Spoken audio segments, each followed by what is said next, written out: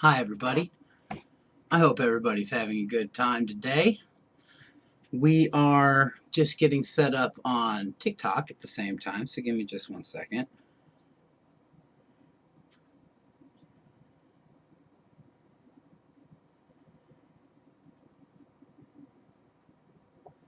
Let's see.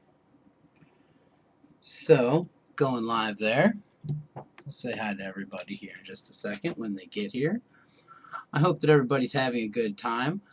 I'm going to hop over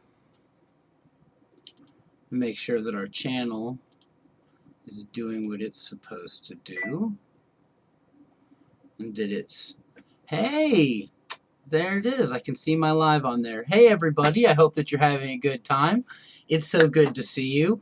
You can see our wonderful Pagan Information Network background behind me right now as I'm hanging out and getting to work. It's been a very busy past couple of weeks with our water being out of service and us having to live out of buckets, but that's just fine. Hello, everybody, and hello, everyone out there in YouTube land. Okay, so for those that are watching the live, which I'm going to pop on here so I can take a peek and see what it looks like real quick. For those of you that are watching the live on YouTube, you can see that we have a chalice. Hey, how's it going? Welcome, welcome. Hi. If you're on YouTube, you can see that we've actually got a chalice for donating. I don't know how it works. I'm set up through Streamlabs, and I'm still learning how to use it. But we are reading prisoner letters today. We get so many prisoner letters just constantly. And we set up a thing a while back where we would read the letters, because I was in correspondence with a couple different prisoners who were like, the Christians in prison have a lot of connection with the Christians outside of prison, and so they get donations, they get help, they get legal representation, they get precedent, all of these things that pagans have to fight really, really, really hard for. Hey, I'm glad that you like the Mormon videos. Thank you so much. I'm married to a Jack Mormon, who is now a world pagan religious leader. So I've actually gotten to go inside the temple in Atlanta when they had to do some construction, so it was no longer consecrated. Bella's mom was like, you need to get here right this very second.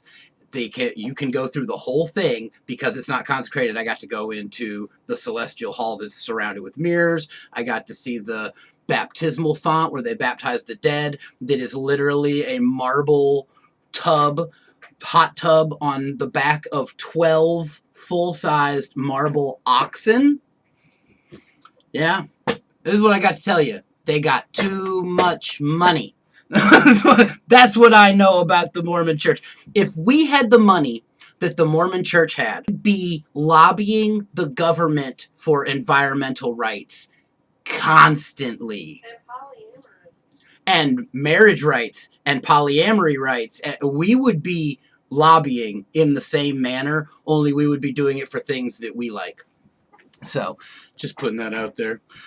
Anyway, we at the ATC are pioneers in pagan prison ministries, and are one of the main reasons that pagans, especially Wiccans, have secured the massive amount of penitentiary rights that we actually have. And you ask your Asatru friends, they don't have the same rights that Wiccans have.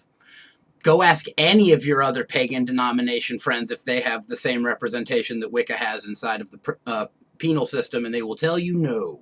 And the reason that they don't is because Pete Davis, aka Pete Pathfinder, who founded the ATC, has worked tirelessly to make sure that people had rights inside of the penitentiary system. So, what we do, because I was talking, like I said, I was talking to people that were, or that are incarcerated, and they have implored me to actually read the letters to you.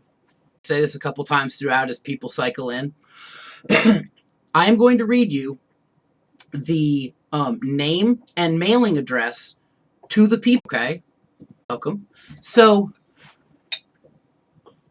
people in prison want you to be their pen pal. So they are everyone I've talked to is like, yes, if you want to read it to the public and have them be able to correspond with me, I would love that. Here are some ground rules, okay? The first one is use a pseudonym. Preferably a gender-neutral pseudonym, because you don't understand. You sexualize things. You don't get to fulfill. Very easy to sexualize something. So you want to pick a gender-neutral name and not necessarily tell them what your gender is. Next. Everyone in prison is innocent. All you have to do is ask them, hey, how's it going?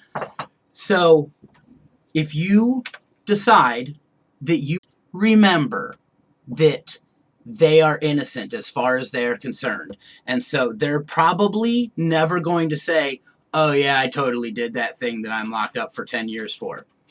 Next, you should look up what these people have done. There's a public record so that you know who you're talking to. It's not disrespectful. It is not something that you should worry about. It is a safety issue. In fact, the person who was like, I would like you to start reading my letters to people, initially was like, hey, how's it going? Said, I think you're wonderful. You are a leader in this community. The world should sing your praise. Thank you so much. And he buttered me up and he buttered me up and he buttered me up. But I have actual prison ministry training. And I went, I'm immediately going to look up what this person did. And they're a child rapist. So you need to know who you're dealing with. Prison ministry is not for everybody, because you have to be able to keep an open heart that these people need some sort of connectedness.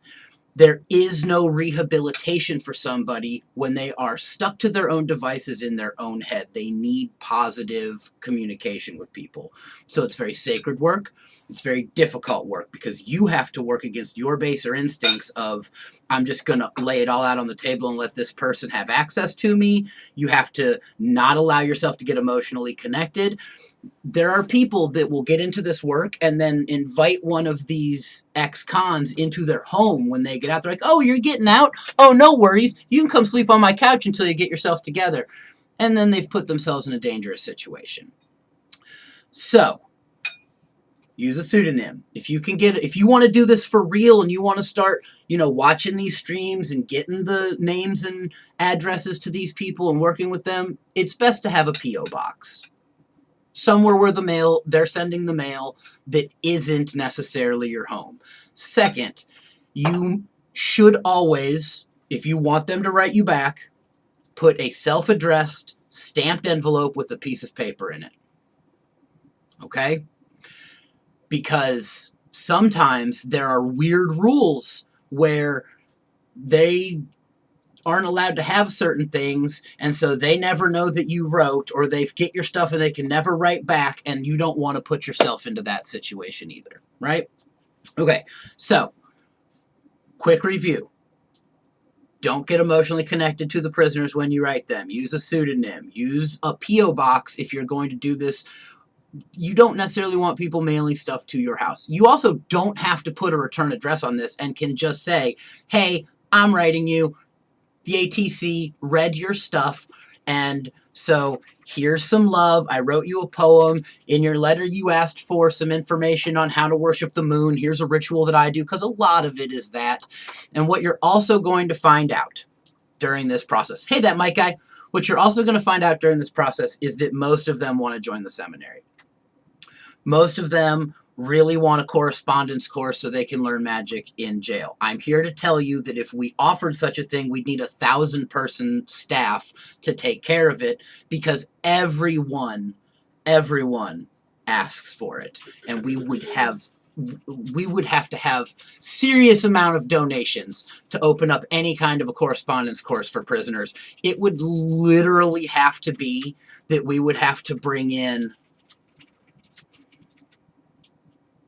$40,000 a year in donations specifically for that job, so that we could hire someone to quit their job and do this as their full-time job. And now you see the uphill battle, because in paganism, you really have to give somebody something of substance for them to want to donate money to you. You can't just say, hey, this is your immortal soul. If you don't give us money, we're going to throw it into the fire.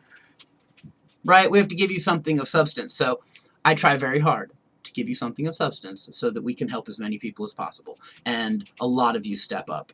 Speaking of which, on the water issue, you guys have raised like $600. And so that is going to take up most of what it's going to cost to have the plumber come out and lay new pipe in the ground. And thank you. It's an honor to get to do the work at this level.